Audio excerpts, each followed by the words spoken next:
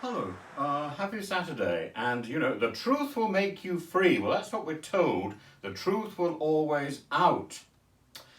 In my experience, that's rarely the case. The truth, bits of it sort of leak out here and there, but not all the truth, and only the bits that we want to hear. The truth is a very difficult concept. You have a different truth for whoever you are speaking to.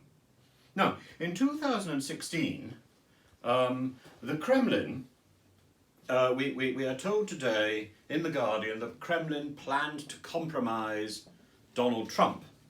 Actually, we'd already known this for some time.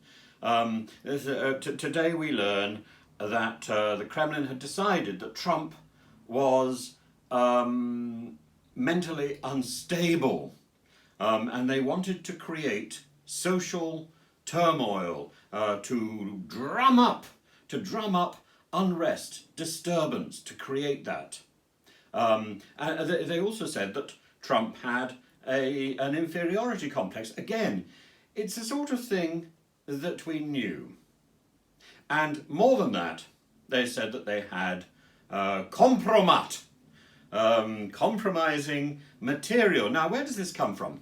Trump went to Moscow and what was then Leningrad in 1987, and in 1999, and in 2013, when there was a Miss World, Miss Universe competition, I think, and he stayed at the Ritz-Carlton in Moscow.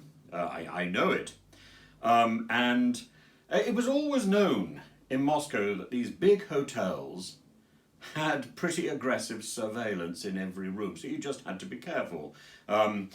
Undoubtedly, Mr. Trump was not very careful. There were stories, way back, that Trump had come to the Ritz-Carlton and had cavorted in a bedroom with prostitutes. Who knows if that was true? I have no idea.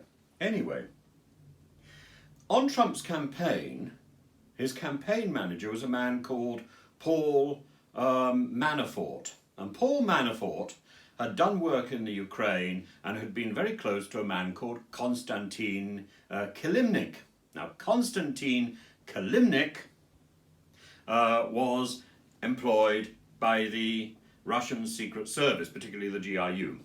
The same agency, incidentally, that was directly behind the Skripal attack in Salisbury.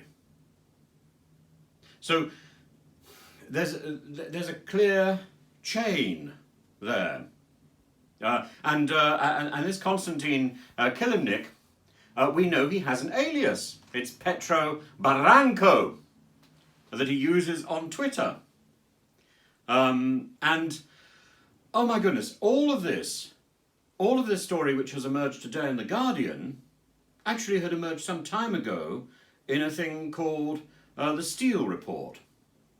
And this is based on a private sort of investigative report published by Orbis Business Intelligence. And that in itself was leaked just before the Trump inauguration through BuzzFeed.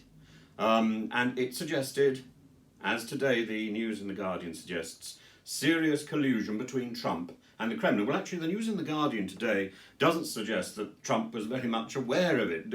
It suggests that Trump was really the stooge.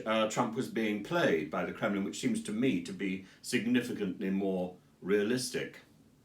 And again, it pointed towards the bedroom antics in 2013. Now,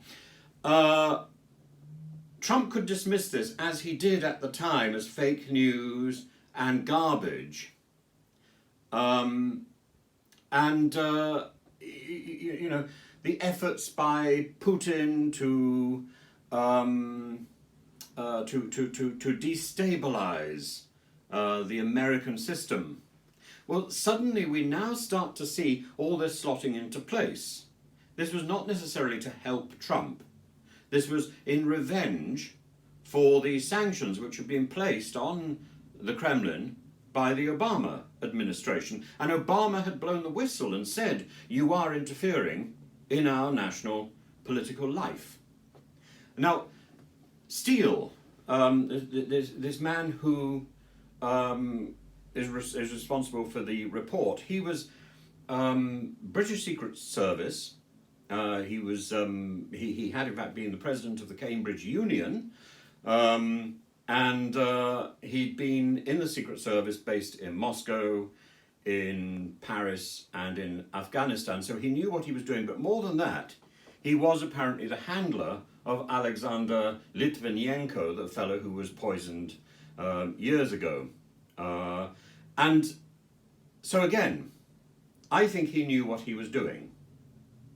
So finally, we're getting a version of the truth seeping out. Now, why am I interested in this? Well, first of all, I know Moscow well. And secondly, I myself have been sort of duped by the Moscow system. A few years ago, I gave an interview, well, in fact, I gave a number of interviews to a television program called NTV. Now, NTV had been a private television station, and eventually it was taken over by the Kremlin in all but name.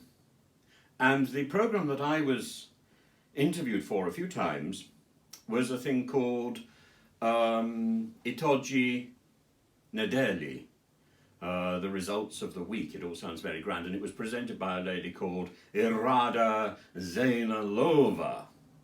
And what they did was to take my interview and dub completely spurious responses from me over my voice. So what I was apparently saying was far from what I had actually said. Now, the same thing happened to John Curtis, the cephalogist, the fellow who's always wheeled out from Strathclyde University to talk about how elections are going. You all know of him, even if you don't know his name.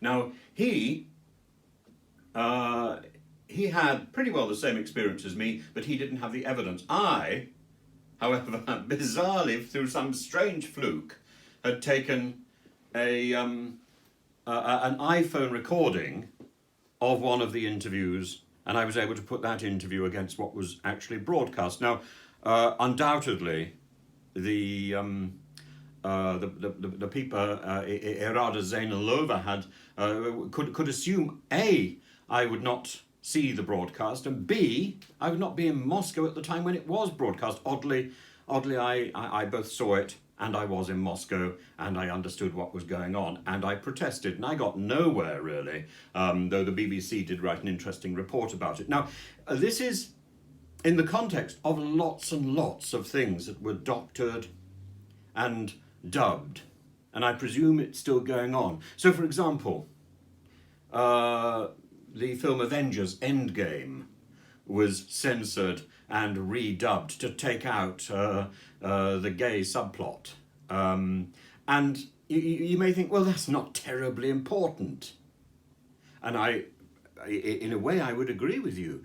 But the problem is, something that we don't fully appreciate often, is there isn't a division between serious news and sort of non-serious news anymore, because of the way the internet works, because of the way that information is being thrown at us from all directions. Things which seem ephemeral, things which seem inconsequential, are still of significance, and they can still tell us how something is working. So we know that as a routine, Russian media censors and doctors and plays around with the information which is passed to people by the very, very successful and extremely popular television series, television programs. Equally, the Russian secret services, the Russian systems, infiltrate the internet. It's all over the place. And it may be modest information about Masha and the bear, but it is as significant as holding compromising material or gaining compromising material on President Trump. Now, when the USSR fell, so many of the secrets which had been assembled by the Soviets tumbled out because the guards were down. There were no guards to protect these things. The regime had fallen. And no doubt, when Mr. Putin's time is over, the nonsense will come out.